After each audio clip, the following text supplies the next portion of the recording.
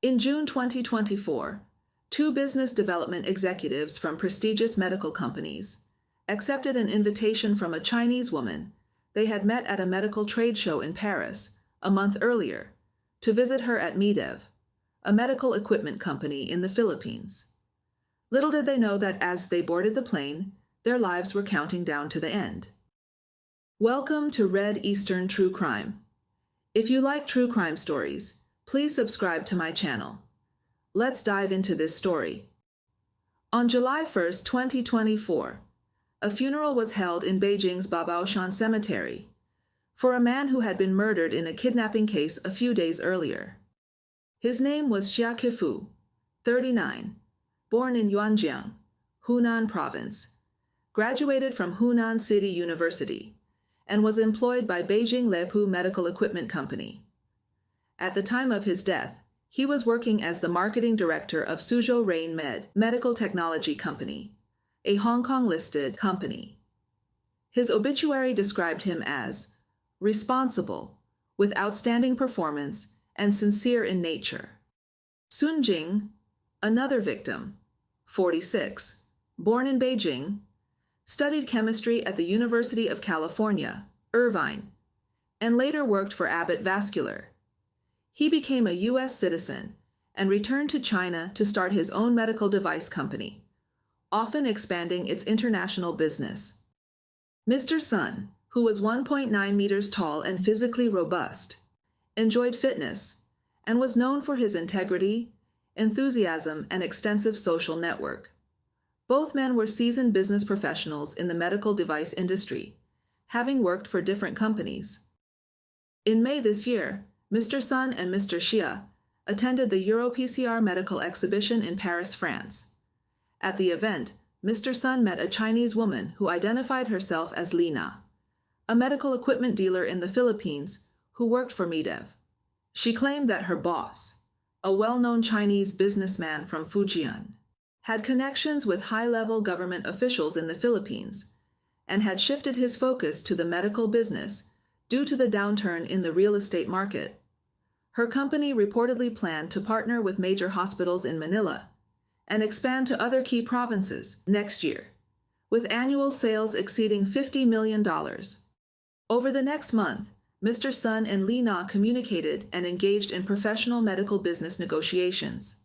To encourage Mr. Sun to visit the Philippines for an on-site inspection and to negotiate product distribution, Li Na sent him relevant company certificates and a business invitation that included Mr. Sun's nationality and passport information. Mr. Sun invited Mr. Xia from RainMed Medical to join him on the trip.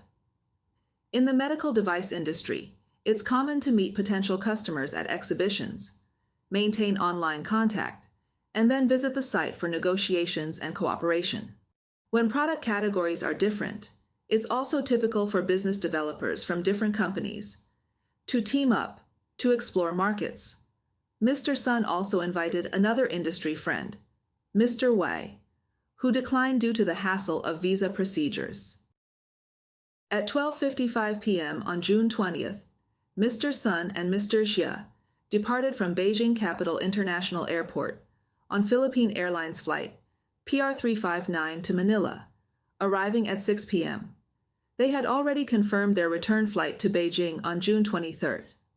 Before takeoff and after landing, Mr. Sun informed his assistant, Ms. Zhao, of his whereabouts.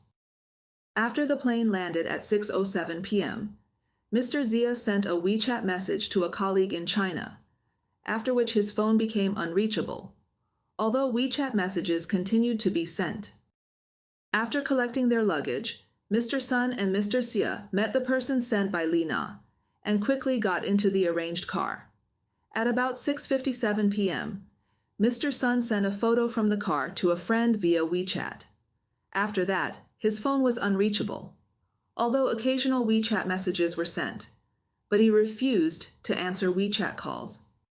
At approximately 4 p.m. on June 21st, Mr. Sun's assistant, Ms. Zhao, received a WeChat call from Mr. Sun stating, "I'm in trouble here. I lost a poker game," and urgently requesting that 15 million RMB, approximately 2.07 million US dollars, be converted into USDT and wired to a designated account. Ms. Zhao requested a video call, which Mr. Sun refused, claiming that he was busy, and insisting that she urgently collect money from his parents and friends, emphasizing at least 5 million RMB by 5 p.m. tomorrow, and urging her to keep quiet and be discreet. Sensing something was wrong, Ms. Zhao quickly contacted Mr. Sun's family and several friends. At 7 p.m., one of Mr. Sun's friends, Mr. Gao, told Ms. Zhao that he must have been kidnapped because he mentioned losing poker games, and everyone close to Mr. Sun knew that he never gambled. Meanwhile, at 11:36 a.m. on June 21st, Mr. Jia's wife received several WeChat calls from Mr. Jia, sometimes with a third person's voice, claiming that he had lost money at a club and needed 5 million RMB, approximately $690,000. The callers soon identified themselves as kidnappers and threatened harm if the money was not sent. Mr. Zia's family was in constant negotiations when they learned that he had been physically harmed. Mr. Zia's family said that the money would be ready within an hour, but in the next phone call, the caller changed his word and asked for 25 million RMB, about 3.45 million US dollars. During negotiations with Mr. Xia's family, the caller repeatedly demanded money, threatened to harm Mr. Xia, and sent pictures and voice messages of Mr. Xia being abused. After several negotiations, they finally agreed on the ransom amount of 3 million RMB, which was converted into USDT and transferred to the designated account. The caller told Mr. Xia's family to pay 1.5 million RMB in advance, and they would put him in a place where his family could see him from a distance, and then release Mr. Xia after receiving the rest. At the same time, Mr. Zhao's family contacted the Chinese police and the Chinese embassy in the Philippines, and the Philippine police and anti-kidnapping unit were notified. Meanwhile, on the evening of June 21st, Mr. Sun's family and friends reported him to the Beijing police and strategized with Mr. Xia's family. The caller said that Mr. Sun had lost money and would be taken away if payment was not made. Suspecting grave danger, Mr. Sun's family tried to delay, saying they needed time to raise money and had no virtual currency channels.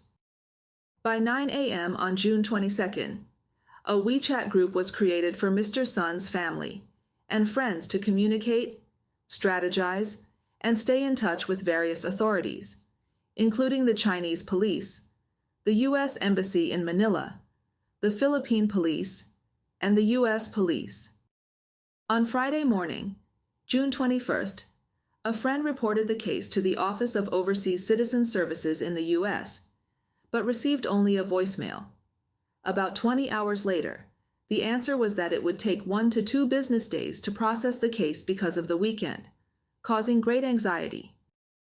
At noon on Sunday, June 23rd, Mr. Sun's family was told by the Philippine police that they needed to contact the U.S. Embassy and the Philippine Anti-Kidnapping Group, AKG. This effort was postponed until Monday. On June 24th, the FBI intervened by sending 2 agents to the Philippines to investigate. At 7:23 a.m. on June 23rd, Mr. Sun made his last WeChat call to his mother, saying, "Please send 200,000 RMB so they can let me have some water." At 3:13 p.m., he sent his last message, "Mom, can you send some money first?" However, his friend said that this message was most likely not from Mr. Sun. It was obvious that Mr. Sun and Mr. Jia had been abused and harmed. Sources revealed that the caller was a man who spoke with a Fujian accent, similar to that of Li Na, who also had a Minnan dialect accent. It was speculated that she was of Filipino or other nationality. The caller refused to accept a small payment to verify the victims' lives, citing short transaction windows on their accounts to avoid police detection. At noon on June 24th, the deadline for Mr. Xia's family to pay the ransom, the caller said that the police station would be open on Monday and that they should close up. A few hours later, Mr. Xia's family transferred 3 million RMB, approximately $410,000, in USDT to two separate accounts designated by the kidnappers. One theory is that the ransom was paid by Mr. Zia's company. Despite the kidnappers' promise to release him upon payment, Mr. Zia was never freed. Soon after, on June 25th and 26th, local media in the Philippines reported a case of bodies found in the wilderness that closely matched the details of the two victims in this case. According to the reports, at 11:20 a.m. on June 24th, in Lavis village, Bergine Patitinan, Sangyay, Camarines Sur, a 13-year-old boy and his parents were walking past the bushes near a cliff when the boy accidentally discovered two bodies wrapped in blankets and immediately reported it to the police. The police arrived on the scene, and after a preliminary investigation, determined that the two deceased were estimated to be between 35 and 45 years old. The bodies were clean and unidentified, with no gunshot or stab wounds, and had not decomposed. Police initially speculated that the bodies had been dumped earlier in the day or the previous evening, which would have been the 23rd. The police then took the bodies back for further investigation to confirm the identities and causes of death. Preliminary autopsy results showed that the bodies had multiple bruises, but no other severe injuries. It was believed that the two victims might have been administered some toxic substance leading to their deaths. As of the time of publication, no further details about the cause of death had been disclosed. On June 27th, the families of Mr. Sun and Mr. Xia were informed by the Philippine police that they had been killed on June 24th, and that the cause of death was suspected to be suffocation. The victims' families arrived in Manila that day to deal with the aftermath. On July 3rd, a spokesman for the Philippine National Police, Fajardo, confirmed that the two bodies found on June 24th in Patitinan village, Sanyay, Camarines Sur, were indeed those of the missing victims, Mr. Sun and Mr. Zia. The location where the bodies were discovered is 500 kilometers from Manila. Autopsy results indicated that Mr. Sun and Mr. Xia had been severely abused prior to their deaths. The Anti-Kidnapping Group, AKG, of the Philippine National Police sent specialists to verify the autopsy results. They reported that the bodies had been handled professionally, leaving no fingerprints or identifying information. After the autopsy, the remains were cremated locally. Mr. Sun and Mr. Zia were likely killed on their third day in Manila. Mr. Zia's family paid the ransom after he was killed, suggesting that the kidnappers never intended to release them. Mr. Sun's friends expressed their shock, saying, "We never expected them to be killed. We held on to a glimmer of hope until the end." After the news broke, MIDEV in the Philippines immediately clarified that they did not have an employee named Lina, and that the invitation letter circulating online was not issued by their company. It was fake. The name Lina was undoubtedly an alias used by the criminals.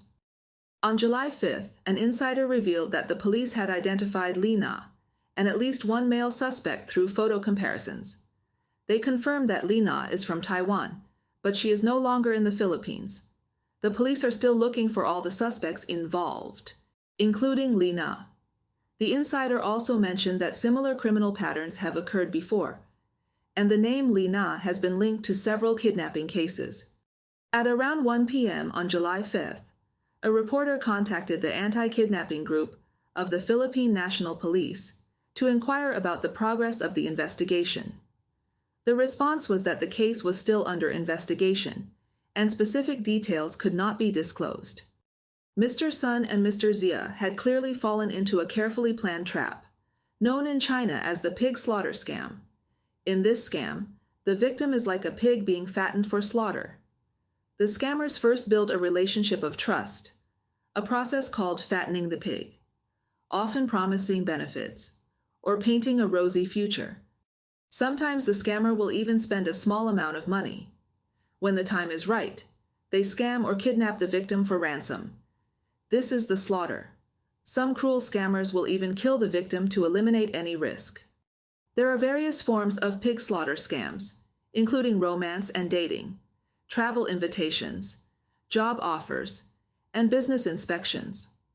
The scammers usually set the trap in Southeast Asian countries, such as the Philippines, Malaysia, Indonesia, or Myanmar. After meeting the target, they kidnap them and demand a ransom from the victim's family. Some victims are forced to commit telecom fraud, typically targeting people in mainland China. Those of no further value are brutally killed and their organs sold. The choice of Southeast Asian countries is easy. Many of these countries have lax financial regulations, weak law enforcement, and some have abolished the death penalty. Chinese are often unfamiliar with Southeast Asian markets and environments, making them easy targets. The open capital markets in these countries attract fraudsters looking to make a quick buck. Corruption and language barriers also make it easier for fraudsters to operate. The harsh reality is that while Southeast Asian countries provide a fertile ground for these crimes, the masterminds and some of the perpetrators are Chinese targeting their compatriots. In recent years, there have been numerous real cases of Chinese nationals being kidnapped and killed in the Philippines.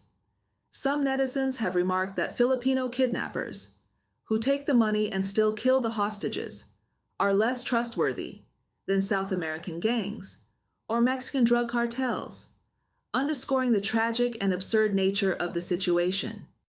At the time of this writing, a recent report in local Philippine media on July 3rd stated that the Philippine Immigration Bureau had arrested a pregnant woman involved in kidnapping crimes in an upscale apartment in Pasay City, Metro Manila.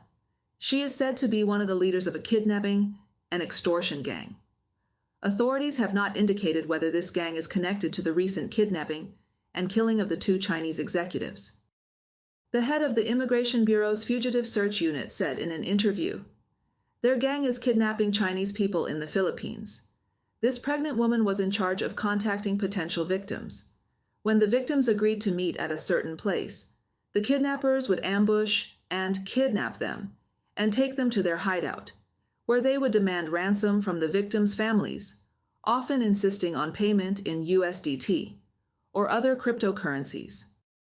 This pregnant leader was particularly cunning, often using aliases to communicate with her accomplices and constantly changing her residence, posing significant challenges for immigration and police tracking.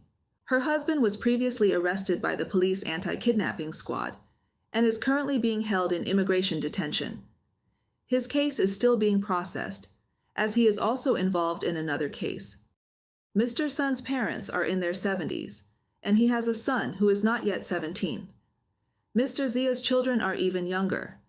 Their wives have lost their husbands, and their deaths have been a tremendous blow to their families. This is another case that calls for deep reflection and heightened awareness of safety precautions. Mr. Sun and Mr. Zia simply wanted to do business with Li Na, but what Li Na wanted was their money and their lives. Mr. Sun's funeral will be held in Beijing tomorrow, July 6th. We hope that Mr. Sun and Mr. Via can rest in peace, and that the criminals involved will be swiftly apprehended and brought to justice. The content and materials in this video are taken from the internet. If you find any errors, please leave a comment below. I will keep everyone updated on the latest developments in this case in the community section of my channel. What do you think about this case? Please share your thoughts and opinions in the comments section. Thank you for watching. If you want to see more crime stories, please like and subscribe to my channel.